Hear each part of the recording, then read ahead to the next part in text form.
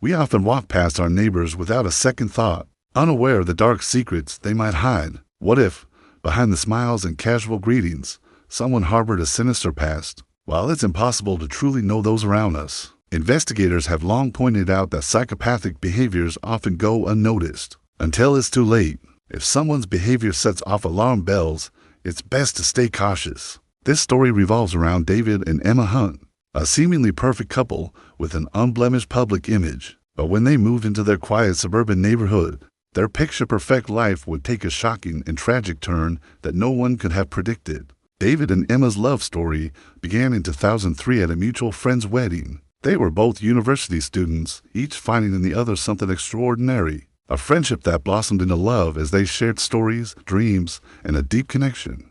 They complemented each other perfectly. David, a charismatic outdoorsman, loved hiking, rock climbing, and exploring the wilderness. Emma, a passionate photographer, loved capturing the essence of nature and human connection. Together, they created an inseparable bond. By the summer of 2004, the couple was inseparable. They traveled, explored new hobbies, and built a life that many envied. Their family members were thrilled to see the joy they brought to each other. Both were career-driven. David worked as an environmental engineer, while Emma's photography career flourished. Though they were happy, they took their time to solidify their future, choosing not to rush into marriage just yet.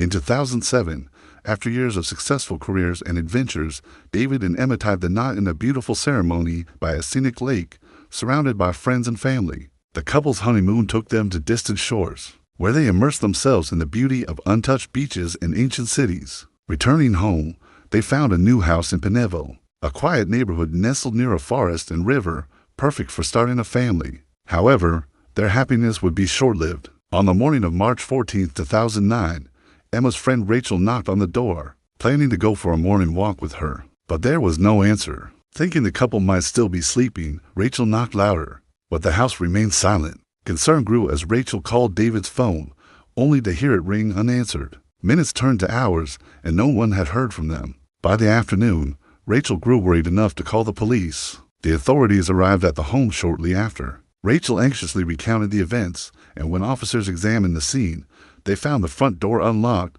but no signs of forced entry. Inside the house, the lights were off, and the silence was suffocating. The officers entered the living room, and there, lying in a pool of blood, were David and Emma. Both victims had been shot multiple times, each with precision 3 gunshots to the chest. The manner of the killing suggested someone with cold, calculating intent. Yet there were no signs of struggle or theft. Their phones, wallets, and other valuables remained untouched. What was the motive? Could this have been a botched robbery, or was it personal? As investigators dug deeper, they discovered disturbing clues. The bodies had been moved post-mortem, and there were drag marks across the floor. A blood-soaked blanket had been placed over them, and blood stains dotted the walls, indicating an unsuccessful attempt to clean up the scene. Forensic analysis confirmed the use of a small-caliber revolver, likely a .22, a crucial piece of evidence with the lack of gunshot residue on the couple's hands, suggesting they didn't fire the weapon. This was no random attack. Someone they knew had to be involved. Suspicion first fell on Rachel, the friend who discovered the bodies. She had been the last to see them, and she had visited their house that morning. But as the investigation progressed, it became clear that Rachel had an airtight alibi. She was at the gym during the time of the murders. With no evidence linking her to the scene, investigators shifted their focus. They turned to the neighbors. Among them was Thomas Daniels, a man who lived just 2 houses down. Thomas was known for his odd behavior and had an uncomfortable history with David and Emma. In fact, Emma had mentioned him several times, describing him as overly persistent and strange. On the morning of the murder, Thomas had been seen leaving his house around the same time the murders were believed to have occurred. His neighbors remembered hearing strange noises coming from the direction of the Hunt's home, loud bangs, followed by the sound of a truck starting up. Thomas owned a white pickup truck, a vehicle that didn't match any of the known cars around the neighborhood. When questioned, Thomas seemed unusually defensive, though he denied any involvement.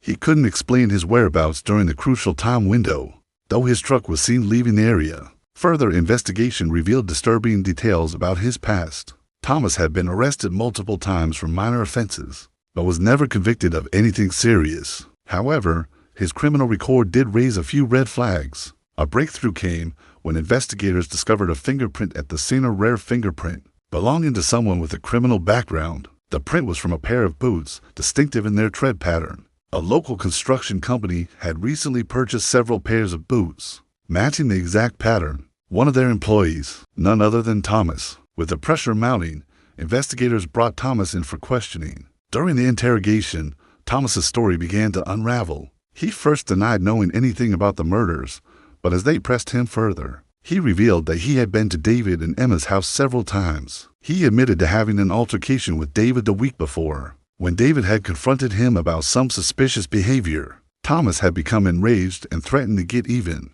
Thomas then admitted to visiting the couple's house on the morning of the murder. He claimed that he had gone there to ask for money, but things quickly escalated. When David refused to give him anything, Thomas pulled out a gun and, in a fit of rage, shot him. Emma, who had heard the commotion, ran out to find her husband bleeding on the floor. She tried to escape, but was shot down just like him. Thomas then called his girlfriend, Jennifer, to help clean up the crime scene. Together, they moved the bodies and tried to erase any trace of their involvement. But in their haste, they missed one crucial detail: the bloody palm print left on the wall. Forensic experts matched Thomas's fingerprint to the print found at the crime scene, confirming his involvement. With the evidence stacked against him, Thomas was arrested and confessed to the crime. He was later convicted and sentenced to life in prison. But the story didn't end there. In 2012, while renovating an old house, workers unearthed human remains in the backyard. Forensic tests revealed that the remains belonged to a young woman who had gone missing in 1990. Investigators quickly pieced together that Thomas had been involved in her disappearance as well. He had been romantically interested in her, and when she rejected him, he killed her and buried her body in the backyard of his childhood home. Thomas's disturbing past continued to haunt him, and his conviction for the second murder led to another life sentence without parole.